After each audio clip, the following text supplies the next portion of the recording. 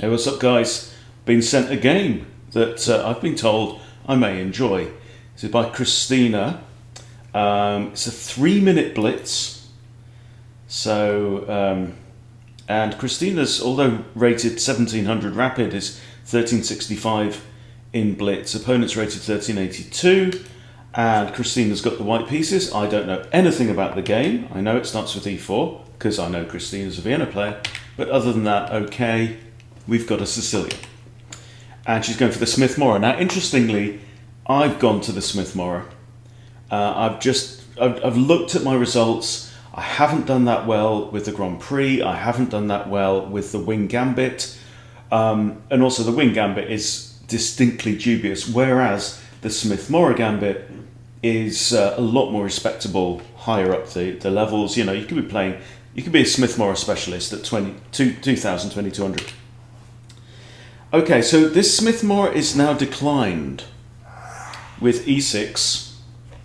And clearly Christina doesn't want to waste the turn capturing away from the centre because that allows the black bishop to enter the board for free. We certainly don't want to do that. So she's going to leave this hanging there, I think. Don't see any value in pushing. Well, I mean, you could argue if push takes, then at least white hasn't lost a central pawn. I can't see the moves here, so I'm going to say I'm going to say it how I see it, and then we'll see what Christina does. All right, so, I mean, other options are the classic kind of open Sicilian knight to f3, so that if they take, you recapture with a knight, you get a nice central knight. I'd imagine that's what Christina's going to do. She does, knight f3. We have knight f6. Now, this knight is attacking this pawn. It's generally not the smartest thing to do, always to put a knight where a central pawn could advance and kick it away. I would be very tempted to play e5 here. An alternative might be bishop d3, defending the pawn, and obviously knight's not going to take. Bishop d3 is interesting because then you're developing, right? On the other hand, e5 comes with tempo, because then the knight has to move. Then you've got to think, well, where's the knight going to move? It could go there, it could go there. It's actually got quite a selection of squares. But if you push here and knight goes here, it feels like we're just giving black the opportunity to improve their knight and put it on a kind of semi-outpost. You know, yes, we could kick it, maybe then with c4. And in fact, there and c4, that's not too bad. So I think e5 is perfectly respectable here, but I also think that bringing out the bishop is fine as well. And she plays e5. Of course she does. It's Christina. She plays on the front foot. Okay, now are we going to see knight to here? Yes, we are. Is she going to push c4? Of course she is. Okay, and this is a double tempo. So now the knight has to move again. So we've got ping, ping, ping, big ass center, right? We've got a nice knight here supporting both of our central pawns. There is tension here, but that black knight has to move again. Now, where's it going to go? If it goes here, it's blocking queen and bishop. I can't see that happening. Unless he's going to go here and then back round to g6. This is just terrible. I mean, it's blocking off the queen from this angle. Ah, man. So b6, also blocking off the queen. So there's no queen a5 check, has to be noted. There's no queen check here, of course. So, what are we going to do? I mean, d5 is even pushable here. If d5, pawn takes, knight can't recapture because queen takes knight. So d5, pawn takes. It's almost like we're Sicilianing the Sicilian player.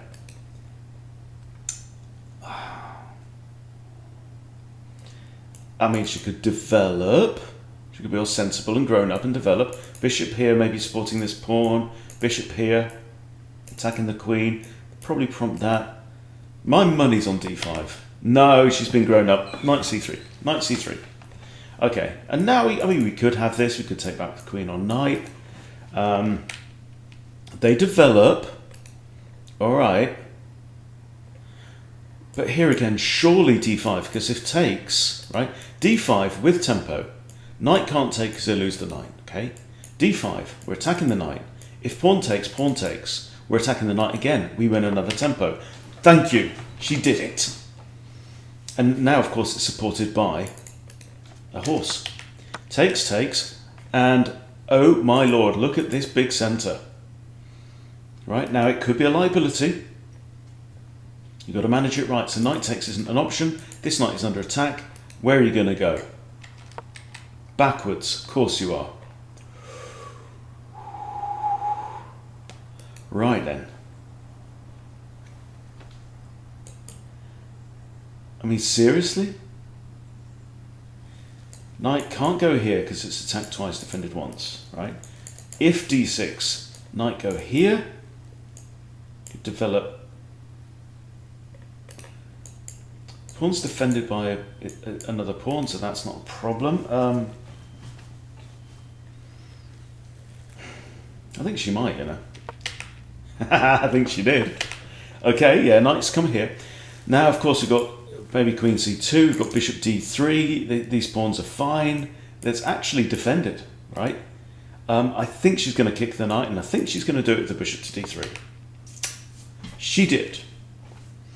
And now the knight can't go back in. It's like, this is a horse kicking contest. Ah. Flogging the dead donkey, or something like that, isn't it? Now, he can go here, defended by the queen. But it ain't pretty. You can't. Oh, you could go there. Knight takes, pawn takes. Yeah, well, let's see where he goes. All right, he's defended.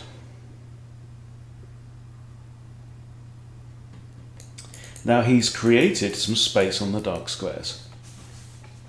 But what he's probably thinking now is, where the hell is this bishop going to go? It looks like, though, that it's a 3+2. I was wondering why black's only used 6 seconds so far and Christina's used 30. Okay, there's a 2-second increment, but black is playing too quick. He is playing too quick. Now, I would evaluate this. Now, I know it's 3-minute blitz. I kind of fancy that, right? If the king's going to go this way, that's going to blunt this bishop somewhat. Okay? The king will be there, this bishop will be here, fianchettoed, king will be castled, rook will be here, nice and solid, right? And the knight is fine. Also covering the dark squares. However, bishop takes knight, pawn takes, the king's not going to that side of the board, and he's probably not going to that side of the board either. I think Christina's going to trade. No, she's hit the queen. Okay, with development, perfectly good. Something now must be done. Obviously the bishop can't block because pawn guards. But what about this? That's even worse because bishop takes. Yeah, good move. I didn't even think about that. But now I see it. It works. Well, that was just silly, wasn't it? But to be honest, what's the option? Actually, oh my God, Christina. Queen's trapped. She's trapped. Now, you could have dropped the knight back, but yeah, no, this wins material. Oh my goodness. Now, the alternative here would have been bishop takes there, which appears to trap the queen, but then knight comes back anyway. But we've won a piece. And that queen is under attack and is going to be forced to move, and the king now can't castle either side because he'd be castling through check. Oh no, okay, knight takes, yes. Right, now, I'm glad to see Christina's playing the Smith-Morra. I might have to do some lurking on some of her games and try and figure out some stuff. Because this has got my name all over it. Okay, I think castles. Yep. Okay, we have the kick of the bishop. I would, in a blitz game, I'd do that without thinking. Because it's going to force the rook to move. As soon as the rook moves to one of these squares, that's goodbye castling rights. Off you go. Rook moves. Okay. Now, undefended. Queen d2 looks like a generally good idea. We're completing development, right? Because the rooks can now see each other.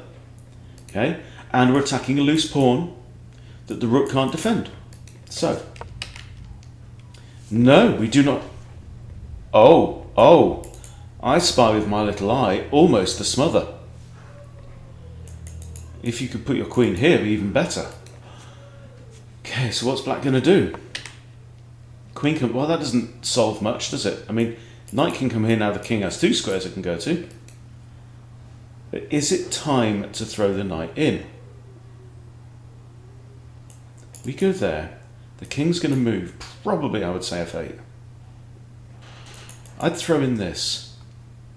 I mean, wouldn't it have been nice to play queen d2 and then bring the knight in with the threat of this? Because if the king goes here, you've got queen takes h6. Okay, so knight comes in with check. King has to move and does go to f8, yes. Okay. The knight can attack the queen. We can take this knight, then king takes.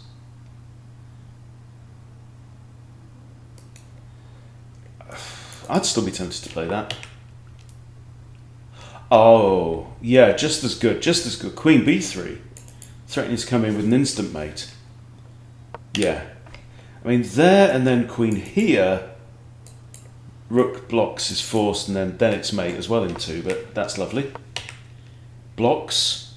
Bishop takes. Knight takes backwards. So what I'm seeing from this position, for example, if queen takes, then black could have taken the opportunity to trade off the queens. Right, still down a piece for a pawn. Okay.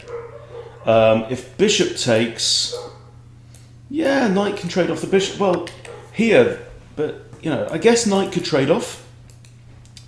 But the knight's threatening to return to d6 and renewing the queen takes f7 mate threat. Does black trade? Of course he does, yeah. Bishop takes, yeah. You want to keep the queens on the board, right? When you've got your foot on your opponent's neck like this, you want to keep your major attacking stuff on the board. This queen is very threatening. This queen is not. She's floundering. And of course, we're threatening to take this pawn, attacking the rook. Okay, black brings up the queen. All right. I mean, we've got bishop takes here with a fork. That forces queen takes there. But surely it's just going to be taking the pawn. Yeah, take the pawn, hit the rook. Well, that's baffling. Take the rook, and then the threat is, this is a bishop first checkmate pattern, right? You very often do this in the corner, you know, when you've got like a fianchetto pattern. The bishop flies in first, and then the queen flies into this square, giving checkmate. But, right. But can't we take out the knight? Yeah, the knight defends the rook, but we can take out the knight first with check and a fork on the queen. Forces queen takes, then this, and we win the rook. But then knight takes. Okay. See, here I think, yeah, well, we've won a rook for a knight. Sorry, for a bishop. I think if we remove the defender first, queen takes, then we win the rook outright. Might have been slightly better. Knight takes. Okay, now what's she going to do? She plays rook c1. Trying to remove the queen. This is nice, solid structure here. Queen goes there. What are you doing, Queenie? Right, what we really want to do is get our queen to here. I suppose the queen's trying to prevent us from going here or here. Oh, what's she going to do? Playing guess the evil here. Maybe that? I mean, that's check. Mate, actually. That is... No, it's not. The king's got this. But it's near as damn it checkmate, because then the queen's going to come in and grab the knight. Yay! She got... Yeah. Well, that's too little too late. Bang. Of course, check. Now, there's only one move, because the queen guards this, bishop guards this and this, knight is giving check, this is forced. And queen takes, knight is mate. No, resigns. Good game. And let's just see, particularly that exchange at the end. I'm quite keen on seeing what happens there. So let's run the evaluation. 90.9. One inaccuracy from our hero. 2 mistakes from the opponent. Wow. Okay, so we're going Smith-Morra. So this is book. Knight out. That's inaccurate. Should have taken. And it's a full pawn difference, actually, yeah. Best move. Good. Okay. Best again. I like this. All right. So coming back to e7, you see that knight is quite offside. And a mistake.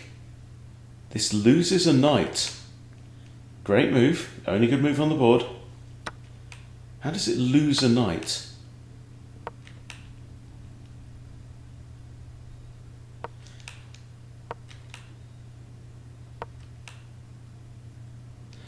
Okay, that's interesting. Bishop d3 is inaccurate, and that's the move I think I suggested.